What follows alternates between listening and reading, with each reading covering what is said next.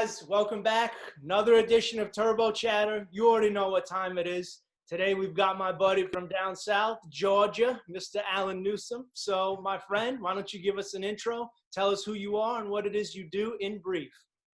Yes, sir. My name is Alan Newsome, aka Hachimoto, which is Japanese for Bridgemoto, Mr. Bridgemoto.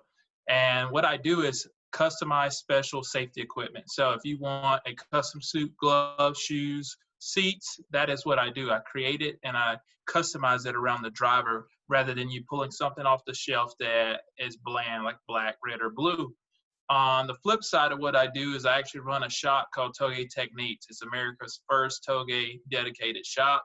So what I do is I build all different types of cars, Japanese from the 70s to early 2000s. And all of my cars that I build, including my customer cars, are tested on the mountains first, and then they go out to the street or the track. Man, I can't tell you how much I love that. And we're going to get into Touge Techniques a little bit more. We're going to talk exactly about what Touge is and the significance that the actual form of driving has on pretty much every popular form of cool motorsport in the United States today. Exactly, man. So we're going to touch on that too. But before we get there, man, let's talk a little bit about how you got into cars. Now, were cars a big thing in your family? Were, relatives, car guys, or how did you get started?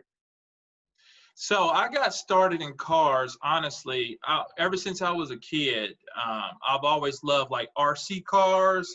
Yeah. I like Hot Wheels, like the little, 360 tracks.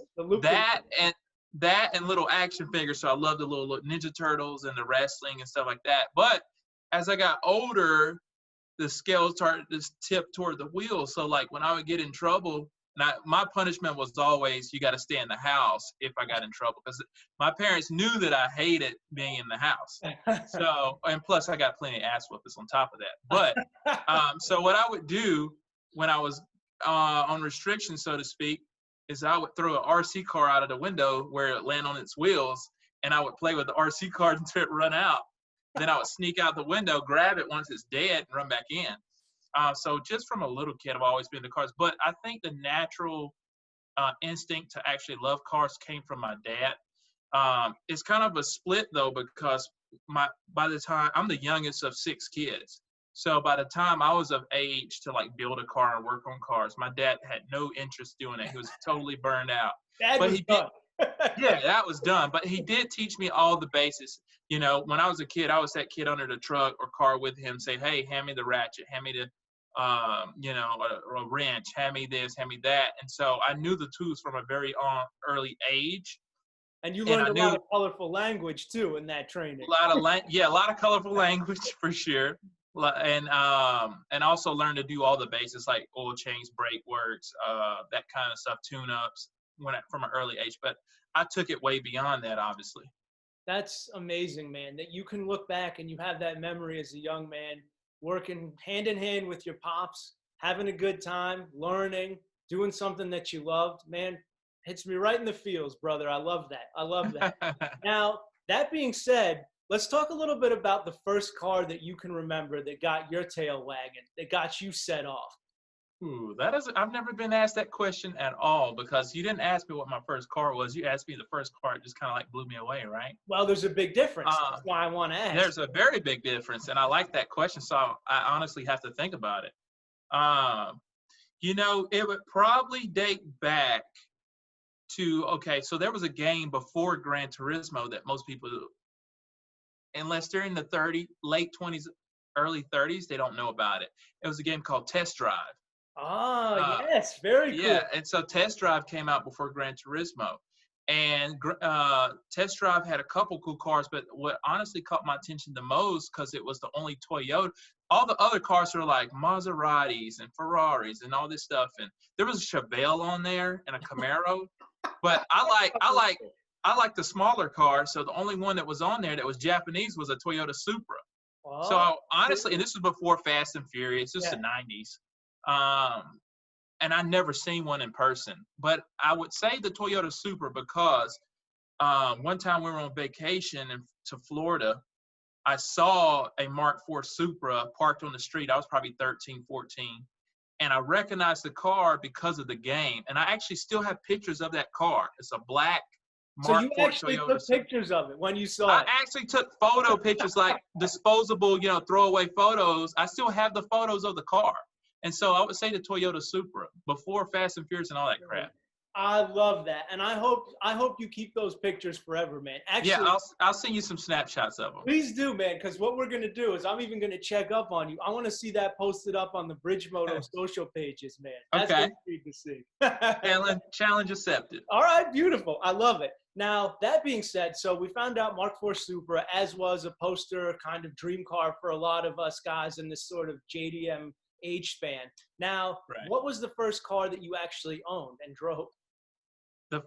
Now that's two different questions, but. Yeah, actually, I just realized it is. Okay, we'll go with the first car I ever owned. First car I ever owned was a 1994 Honda Del Sol SIR, which is pretty rare car. Yeah, it is. I actually lucked up and found it for $1,800. So when I was in high school, I'm born in September, so I have a late birthday, which means I graduated high school in 18 instead of 17, like most kids. Yeah. But what that basically means is that when I was a freshman in high school, I was already 16. So working as a freshman at Taco Bell making tacos, I started saving up my money because I wanted a car, right? Well, I found a Honda Del Sol on a lot, a used car lot. Didn't know what it was, never seen one before at all, but I just knew it looked really sporty. And I said, man, this looks fun. And then the guy showed me and said, hey, the top comes off of it. This is actually a rare model. Most of them are single overhead cam. This is a dual overhead cam. So I got on internet, started searching, and did some research. Oh, man, this is like the best one they make in this model. So I told my dad about it, and he was like, look, if you save up $1,000, and at that point I had like $800. He said, if you save up $1,000, I'll pay the other $800. And I said, okay. So boom, my next check, I made $200 more, and it was paid $1,000, and it was on from there, bro. See, I would have never pegged you as a B series guy or a Honda guy for that matter. I know you are a man. I started out with Hondas.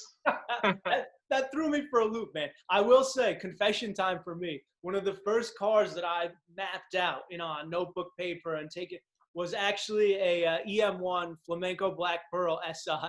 And that was kind of for me like a grail build when I was in high school, right? Until I understood that owning a Honda where I live is pretty much asking for it to be stolen within a week of purchasing it. So unfortunately, but I still have a soft spot, man, for all things B series. K-swaps are cool. K-swaps and non-Honda chassis are very cool. But I still love B series cars, man. There's just something about bouncing off the limit, 9,000 RPM that can't be. Yeah. One of my realistic dream cars is a DC-1. Is it DC-1, right? Integra Type R. Oh, man. Now we're talking. Yeah, 9,000 RPMs, championship white. You already know the language, brother. Got to be. The JDM version, not the American. I like the JDM version with the headlights that are horizontal. They look night and day better, man, for sure. Yeah, and that's you can see why it's a popular conversion on that chassis for sure. So in my opinion, still the best front-wheel drive production car ever. It would be hard to argue that, man. Honestly, having driven a couple of them from stock to pretty well modified, they are a blast to drive. Yeah. It's like a front-wheel drive Miata, if that makes any kind of sense. 100%. And they're unbreakable, unlike a Miata. Exactly. You could just hammer down all the time. As long as you change the oil, and in some cases, not even if you change the oil, right? Yeah, man. I'll pick up a quart when I get back home. Yeah, simple as that. Done. Now, for you guys that don't know, who don't already follow Alan's two different companies and know what he's about and what he does, he's also a very accomplished driver. I would even argue you have the chops to be a pro driver. It's just that you choose to spend a lot of time with your family, which is completely admirable and understandable, and, of course, running your businesses. So let's talk a little bit, man, about how you first got started competitive driving. Okay. Man, I got started in competitive driving, building a Silvia. I was building a Nissan Silvia, and I was going all out on it. And actually, the funny thing about it is it was overbuilt to my skill level at the time. And I just poured a ton of money into it, got out, ran it a couple of times, and I learned really quick that it's not about power. It's not about the ability of the car. It's about the driver's ability. So I stepped that back down about 4 years ago, and I built the A86. I always loved the chassis. I could see how Suchi always praised it. I was like, man, there's got to be something special about this car, because I see him drive 1,000 cars, but this one, he puts a certain kind of look on his face, a certain aura. Why does he? Yeah. It wasn't about what he was talking or the Drift Bible or none of that stuff. As the kids say, it hits different. It hits different. I was like, man, there's something special, because he just keeps going back to the energy around that car. He doesn't really care about the other energy. Like, it's weird. So needless to say, I bought one of those. I built one. I ran it on the mountain a couple of times, and then I said, you know what, this is going to be a great track car. So basically what I did is I spent the last, 4 years driving only an A86, doing a little bit of time attack, HPD, that kind of stuff. And that really honed in my skills to be a better driver. Amazing, man. Now, I want to circle back to something you said, where you talked a little bit about the car far exceeded your talents and abilities as a driver. Right. Do you think that sort of realization and that kind of idea in general might have helped play into your initial seedling of an idea to start Bridgemoto? Because what I find is that a lot of guys, they spend all the big money, kind of like sexy money, on big turbo, titanium piping, whatever else it might be. But they don't pay a lot of attention to the really important stuff, which is proper suspension, good brakes, and of course, in your world, the safety equipment. So do you think that initial experience, I mean, did you already have the idea for Bridgemoto then? How did that all come to be? Yeah, so Bridgemoto was a super fresh, hey, let's just experiment and see how it goes kind of company at that time as we were building that car. So my wife and I were doing both simultaneously. So I think it was a congruent, idea, when we came to see, okay, yeah, we should step back. But it also helped me understand that a lot of the safety equipment, yeah, you can have it all the way up to your professional driver, but it's really the grassroots guys who's going to build your business and the ones that need the education. Amazing, man. I want you guys to hear that. If I could somehow work out how to edit a quick rewind, cool sound with that, so that you can hear that again. This guy supports you. And by you, I mean the small operation, weekend warrior, grassroots driver, okay? Correct. He does it himself. He gets out on the track and he drives, and he knows then that everybody's on a budget, and he wants to offer the best quality stuff he can at a fair price so that everybody can go racing safely.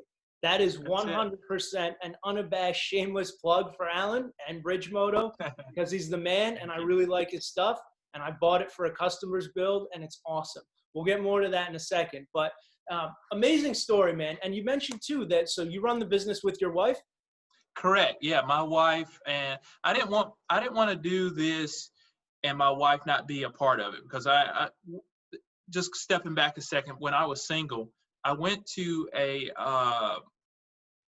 big meeting that was kind of like almost like a pyramid kind of scheme thing, but it really wasn't. It was more of like it was a multi-level marketing kind of thing. But one of the things that I pulled out of it was that they called all the people that had made over $1 million with the company. They called all people on the stage, and I think it might have been 48, 49, 50 people. But out of the 50 people that were on the stage, only 3 of them were there without their wife. Their wife was their partner of the business on 47 out of 50. And I was like, man, that tells me a lot. It tells me you can accomplish a lot more with a team than you can by yourself. And, I had met my girlfriend, now my wife. And when we were starting this business, I said, you know what, I want you to be a part of it. I want you to be invested, because if I'm invested and you aren't, we're going to have to separate our time. And I don't think that's going to be a healthy relationship. And she was 100% on board, and we did it together, and we are still doing it together. That's amazing, man. And a very smart play by you also, because you're ensuring the health and happiness of your marriage, right? That's right. She's on board and she likes what the business is about, and you guys can build it together and be successful together. I mean, talk about a strong foundation for a long-term lasting relationship, right? Facts. Yeah. Happy wife, happy life, man. We all Hey, know man, this there's a thing. lot of truth to it. That translates in almost any language, right? That's right. Absolutely, man. Now, let me ask you this. So, based upon sort of your approach to building cars, and we'll get to Touge Techniques in just a minute, but Sure. do you feel that people are lacking, I would say, like a holistic approach to building cars these days? Do you think that Instagram has watered down the necessity and the idea of building a complete car, especially as safety is concerned, right? Because I see a lot of, Yeah. I'll just call them straight up jabronis on social media, and they put up, again, the sexy big dollar parts and the clout parts, but I don't necessarily see them making that same commitment in investment in, like we talked about, brake suspension and safety gear. So do you think that social media has served almost to kind of water down and I guess not ruin, but weaken a proper set of folks that understand what it means to build a complete car? That's a multi-layered question. I will say that I'm not a big forum guy, but I do respect the forums because one of the things that the forums did is that you got a life check pretty often if you A, didn't search for things, B, you were bringing bullshit to the table, or C, you bring a shitty attitude. So I think what social media has is this level of I have to be accepted versus reality check that sometimes gives you either peaks or valleys versus keep you in range like the forums used to do with a build. But I will say that a lot of people, they look for the instant gratification. I mean, it's a perfect name, Instagram, instant gratification, kind of links, right? Yeah. Instead of looking for the quality build, but I think that ends up hitting them in the back or, over time. All the people that I know have taken shortcuts on a build usually have to go back and do it again, and they learn and they come forward. So I do think there are people that want the attention, or oh, look at my Tomei exhaust, while they have butchered wiring under the car and their turn signals don't work. You know what I mean? Simple shit. 100%, man. Yeah. But I will say that at the end of the day, those aren't what I consider car people. Those are what I consider people that are grabbing to a new hobby. You know what I mean? I may grab to a new hobby of hiking, but I'm not a hiker. You know what I mean? It's a big difference. And to be fair, too, we need fresh blood, right? We need people to. Oh, always. I'm all about putting people in, man. Absolutely, man. And without a shadow of a doubt, I'm the first to admit that I was the guy asking stupid questions. I was one of those forum guys who got lit up for not using search. I mean, I'm no mechanic. I can't build an engine. I can't do what you do. But at this point and stage, from helping friends, helping clients spec out builds, I know a thing or two, but I'm not haughty or pretentious enough to say that I can do what you do, which is actually build the cars. But we all started somewhere, man. And oh yeah, most definitely do. Well, and I do my best too, because a lot of times I'll get trolls on my Instagram page. Oh man, haters gonna hate, bro. Oh man, 100%. But at the same time too, you can kind of tell who's sincerely and genuinely asking because they don't know. And I will for sure take time to answer their question and just be like, look, man, here's the deal. It's a pretty simple concept or whatever. And a lot of times those dudes appreciate it. And that is the hope that I have for future car guys, for us, those guys. That's right, man. Guys that come with an open mind and trying to take in open knowledge. Exactly. I don't know everything. There's things that I learn every single day building cars, man. I was troubleshooting an A86 for a month, and it wasn't something that was obvious, but it had all new parts. I checked everything, diagnostic properly, but it all came down to the brand new fuel pump. You have the connector rubber line, so that line popped under pressure. But it was still building enough pressure where the fuel pressure regulator would hold steady. So it wouldn't run properly. So, I had to diagnose it back. So, it's not going to be like everything where something off the bat. Sometimes you just got to learn by trial and error too. That's it, man. And just as an important point, the man who's able to admit that he doesn't know everything knows quite a bit, right? That's a very important thing to be able to come to terms with, for sure. I'll take it. Beautiful, man. Well, let's talk then a little bit about what we just left off with was sort of understanding what it takes to build an all-around competent, successful, easy to drive car, right? Okay. So that being said, I want to talk a little bit about the importance of balance and how that figures into the Japanese perspective on building cars, and then subsequently how that factored into you starting up with Touge Techniques. Oh, excellent question. So if I actually have a very unique, I'm sure you've seen like some of the Japanese manufacturers, a few of them like the Fam Speed, Yep. Mines, they'll make a plaque Yes. that has their production number on when they build a car. I have those for my shop, which is kind of unique for American design. I But just got goosebumps, man. I don't know if you can see it, but I love I that. see your hair standing. Yeah, I so I love that. actually have that. I'll send you some cool pictures of them. That's so rad. Yeah. Yeah, but on it, what it has is I have a green and black one, so depending on if the customer likes flashy or not. But on there it has built by, has my signature on it, and then it has the production number of the build, because I keep up with every build that I build in garage, and then it says total balance performance, which is my motto. Yes. So get into your question.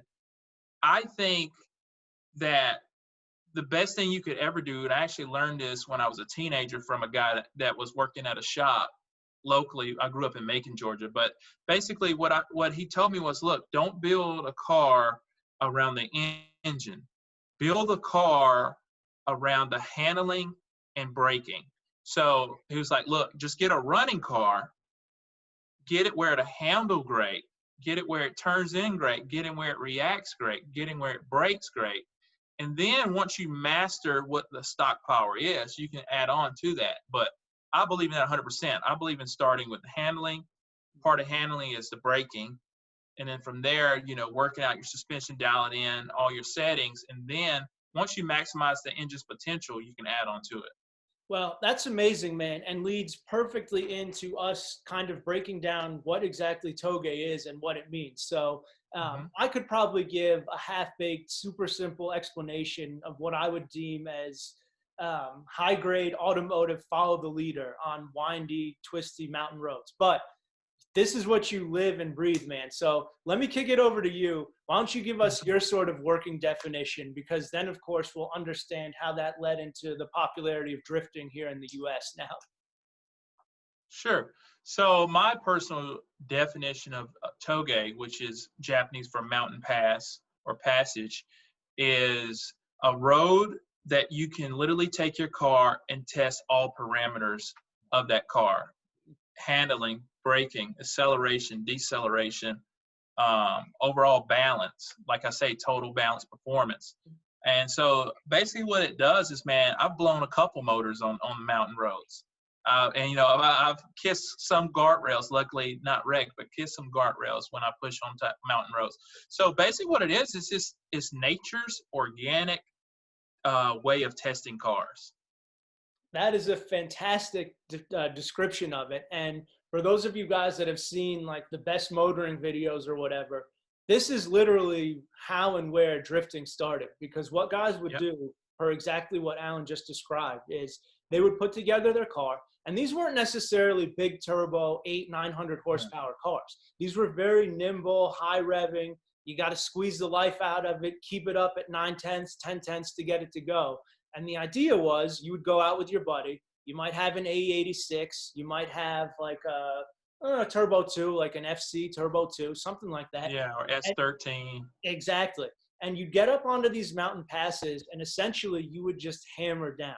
And your buddy would try to keep pace with you as best he could, right? And the idea was, as you see in some of those best motoring videos, if the chase car was able to keep up just about bumper to bumper, then the chase car wins, for lack of a better term. That has translated into drifting as we know it now. So shout out to you, man, for naming your business in a very cool way and paying tribute to the heritage of what is now one of the coolest, most popular forms of motorsport, not only in the US, but in the entire world. Hey, thank you. Thank you. Absolutely, man. It's a super cool concept. And as you guys know, I'm going to put up links and screenshots of all Alan's stuff at the end of the video so you can find him and check out what he's doing. But I highly recommend that you see what he's up to. It's all the small little custom touches that he does that makes the difference. He's got color branded silicone couplers and hoses. I mean, ignition, crazy stuff. And it's all about what he was saying before, balance, right? Overall complete balance. So now, man, that being said, real quick, before we get onto your car, because your car is an animal, right? Was Touge Techniques born more out of necessity for you? Was it that you couldn't find a shop that you trusted or liked enough to work on your own cars? Or did you just have a lot of friends hitting you up saying, Alan, we know that you know cars, can you help us out? And it was sort of born that way. Necessity was the mother of invention, right? Or something like that. Was it one of those scenarios, or was it that you just got fed up and you decided that you wanted to work on your own stuff, and so that kind of led to the shop? Man, that's an awesome question. So it really fed into me always wanting to be hands-on and build my own stuff. And it kind of branched out when Bridgemoto kind of got some elevation 2 years in, we had enough stability where we could actually have a brick and mortar storefront. So what we did is we got a storefront that had a garage storing warehouse in the back. Wasn't very big, maybe the front has maybe 1,000 square feet, and the back was 1,500 square feet. But it was enough space for me to put a lift in eventually. But when I started out, I just had two cars back there that I was tinkering with. And eventually I made some friends in the community up here in the North Georgia mountains, and guys said, hey man, can you help me with this? Can you help me with that? And it was more so like, hey, yeah, sure, I'll help you, man, no problem. Because I knew how it was when I was young. Nobody wanted to help me. Yep. And so it really just kind of built off a community thing. And what I would do too is I would host a Bridgemoto Touge run about every 45 to 60 days, every other month. Amazing. And so guys would come to the shop, they would check out the safety equipment, we'd go off and drive. Well, obviously they're going to run into issues sometimes, or whatever the case, or they need new tires. So it kind of built an opportunity that, you know what, why don't I start my shop side? I've got a little space in the back to do it, and kind of branched out from there. I love that, man. That's such a cool story of how, and you guys are getting this, right? Not only does he have the safety equipment business, but he runs his own full-time shop also. I mean, if you wanted to see a guy who walks the walk and not just talks the talk, this is our friend Alan right here, right? So pay close attention, guys. This is how it's done. Now, we talked about the cars and driving. Let's talk about your car, man, because your car is awesome, very unique, ridiculously fast, and very cool. So break it down.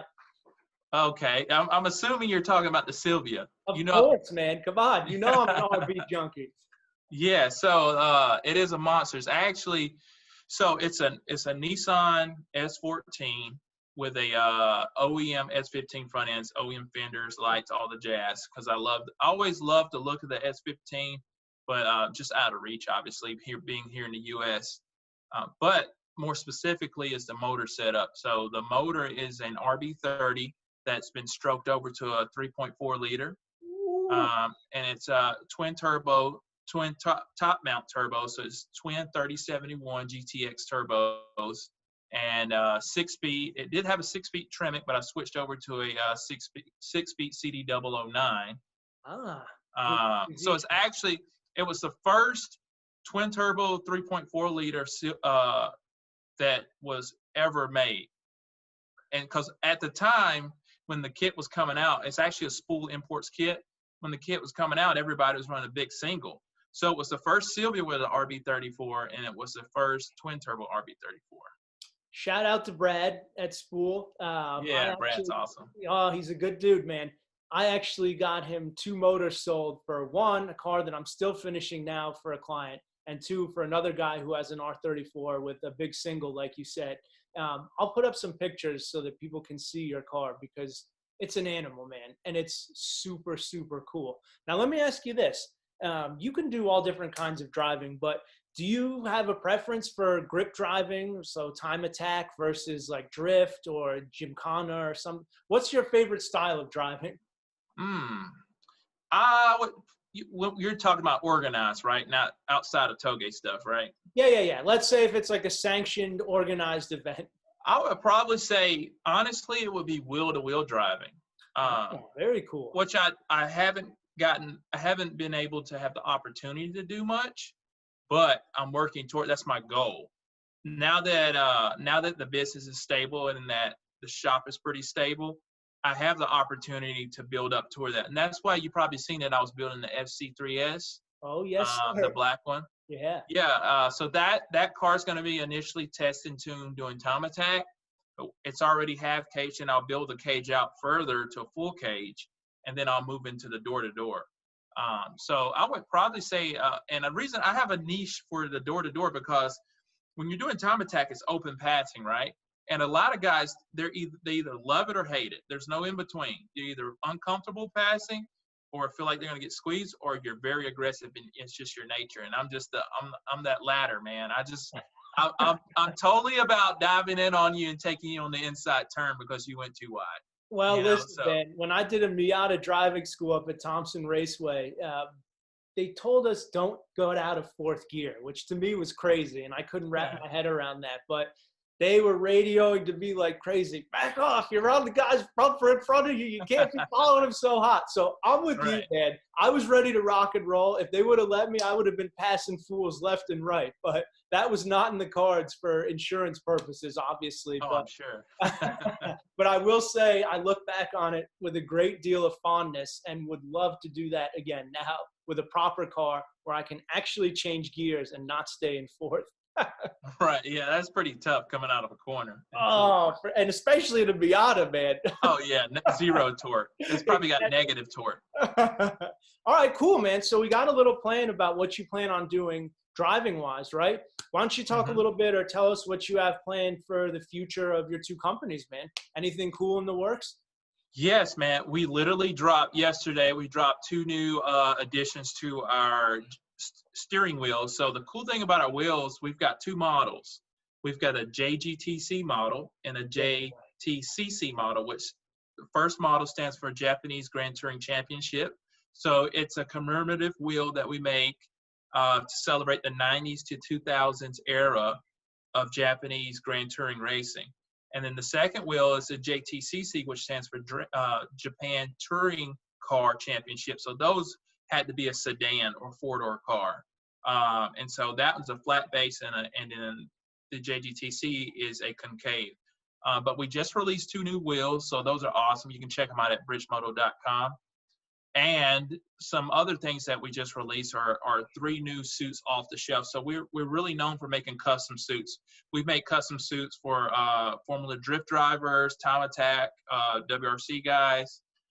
So what we wanted to do is offer, like you said, still affordable, something that was really cool and kind of a custom feel, but you don't have to wait, 4 to 6 weeks for us to make you a custom suit. You can grab it off the shelf. It'll fit great, give you all the protection you need, and not look bland like a lot of suits on the market. Future-wise, we're about to release next month some additions to our tie-down straps. So we make really custom tie-down straps to strap your car down, where the suspension is still free and not preloaded, so to speak, and compressed. So that way, when you're driving from Gingerman Raceway or from Florida to Gingerman Raceway in Michigan, your suspension is not being compressed for 11 hours.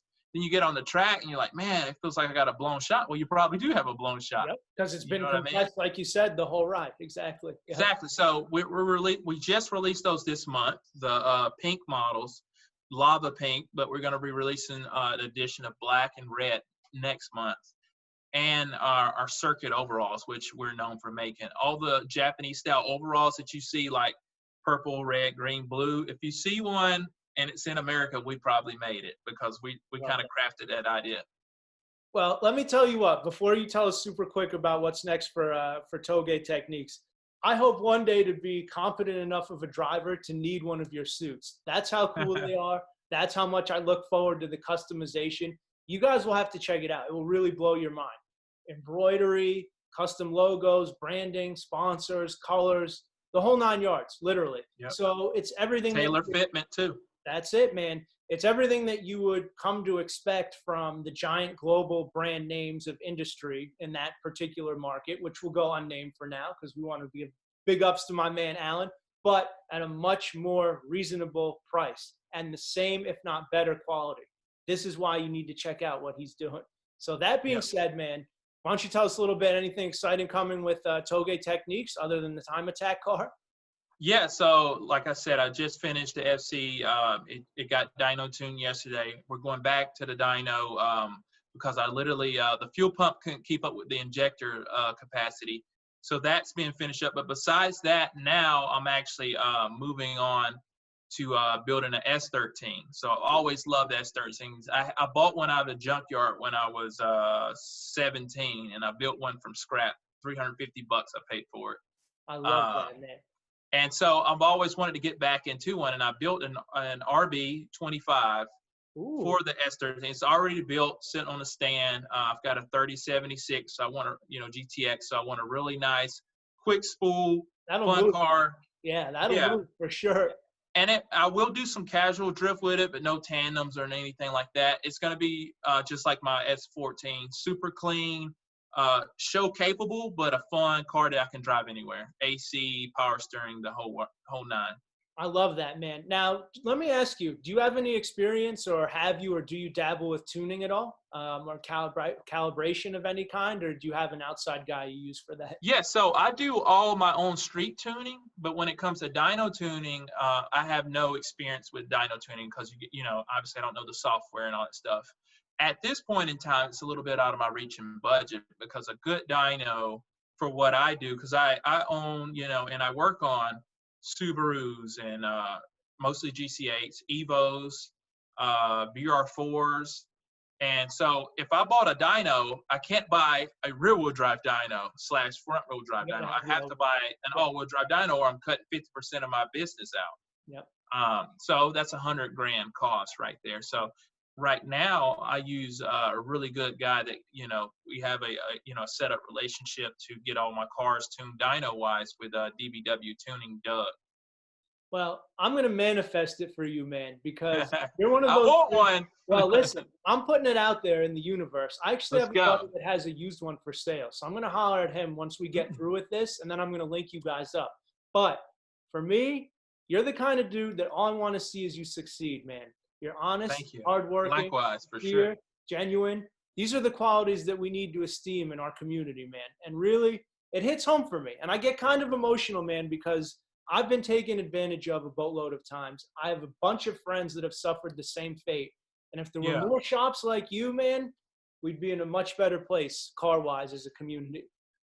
Yeah, I self-reflect on just how I want to be treated, and I do the same to my customers, but it just kind of gives me a news flash when I'm in some groups like the RX-7 groups and stuff like that, and because I just want to stay abreast of anything that changes or new development parts or whatever.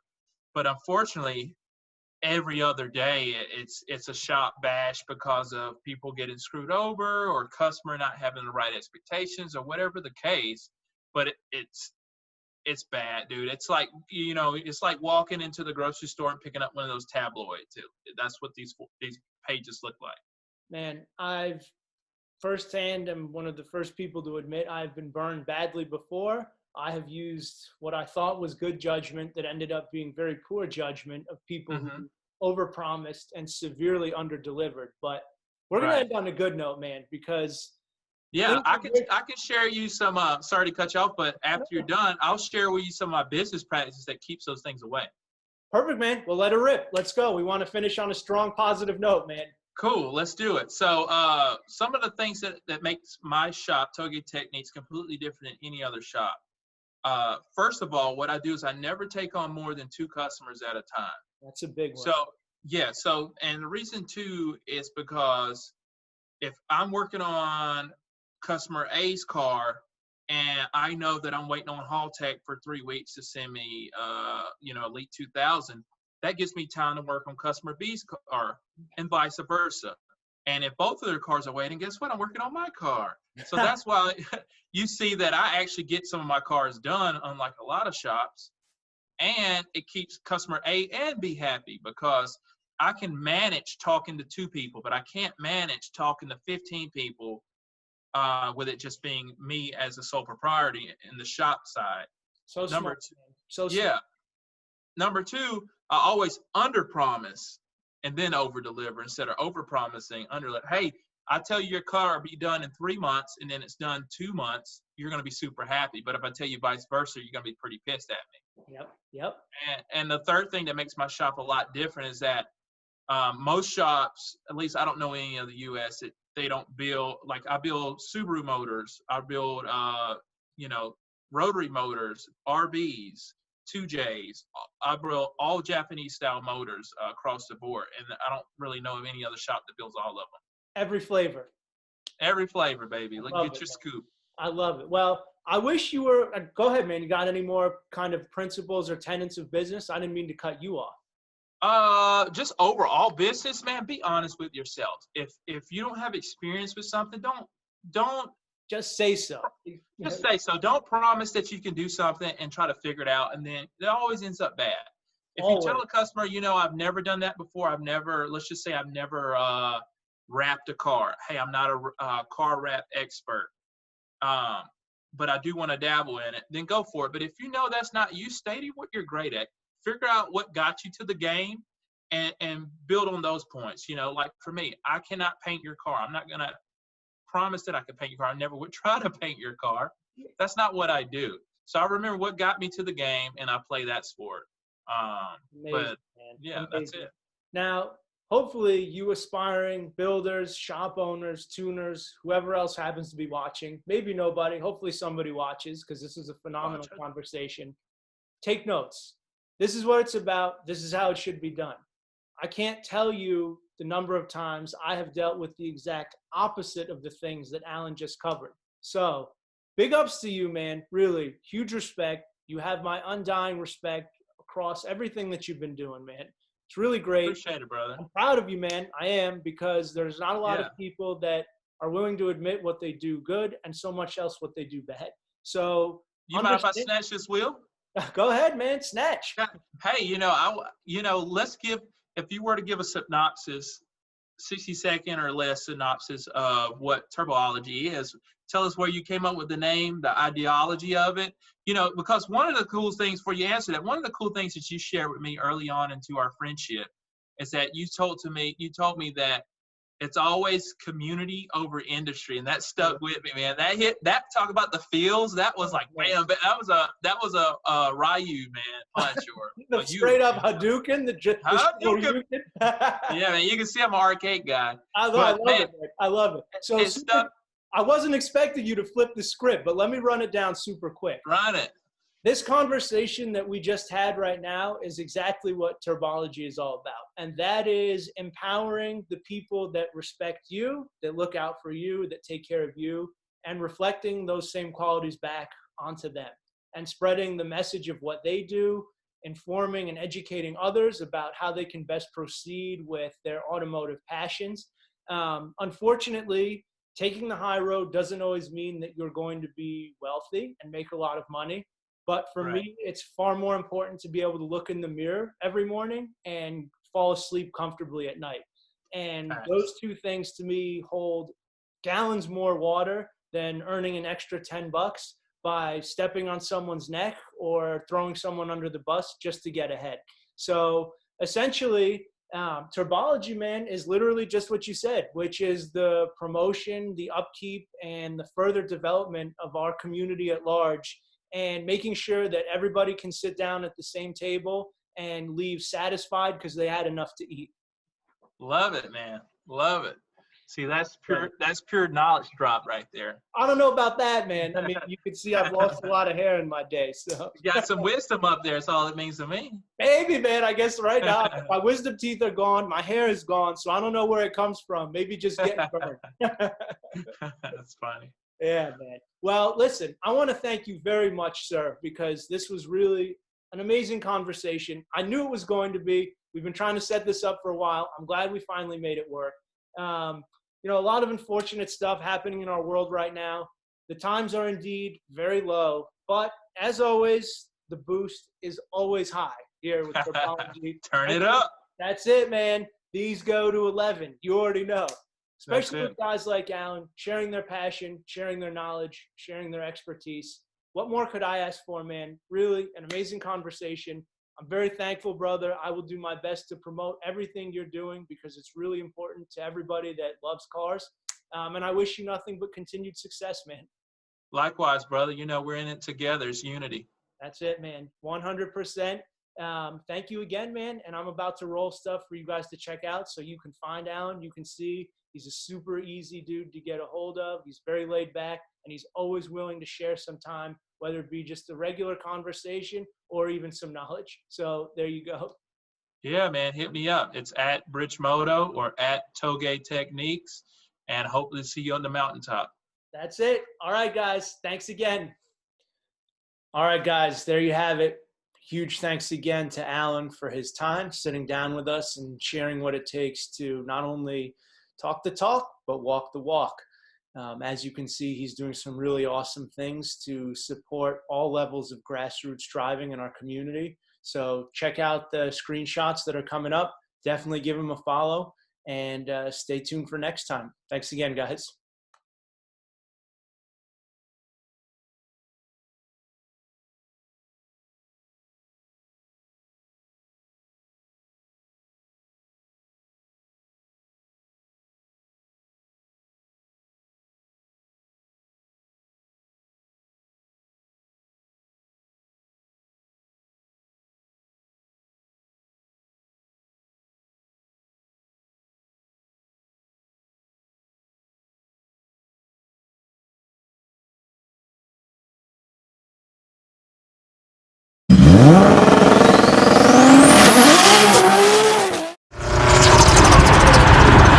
Sounds like squirrels are being pushed into the engine. That's what this is. It's a squirrel mincer.